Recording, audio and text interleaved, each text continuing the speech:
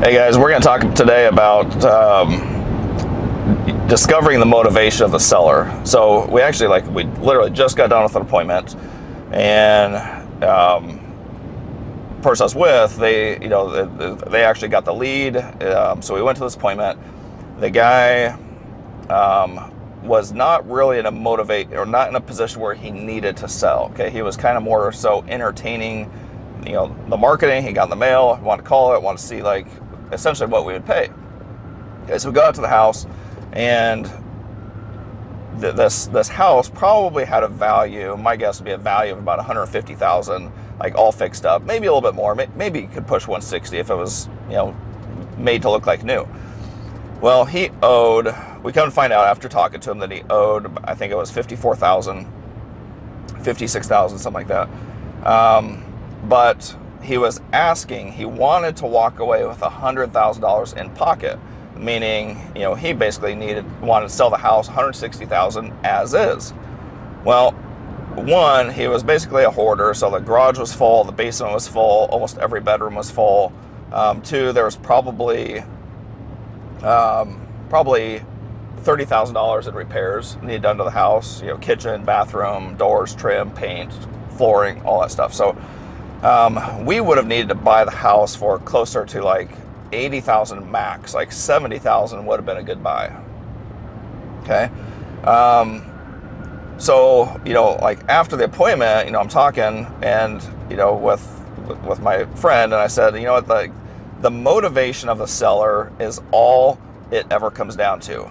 The motivation of the seller. The house itself doesn't matter. Okay. The house, because if it's a good house, a good quality house in a good neighborhood, but there's no motivation from the seller, and they want to sell it full price, there's no deal, right? Nothing can be done with it.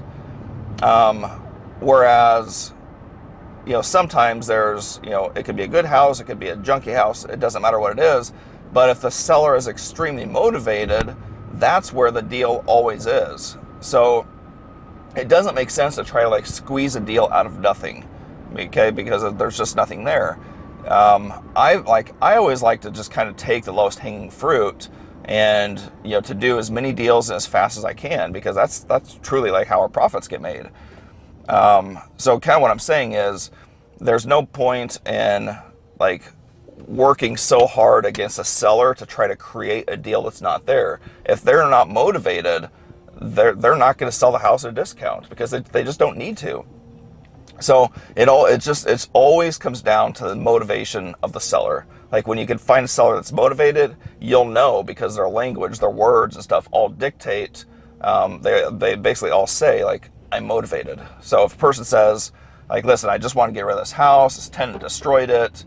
That's what we hear a lot of times. Or so and so passed away, they left me this house. It's needs too much work. I don't have the time. I live out of state. I don't have time to mess with it. Those are the words of a motivated seller. When you hear those words and those phrases, that's what you want to hear, because that says I've got a deal in front of me.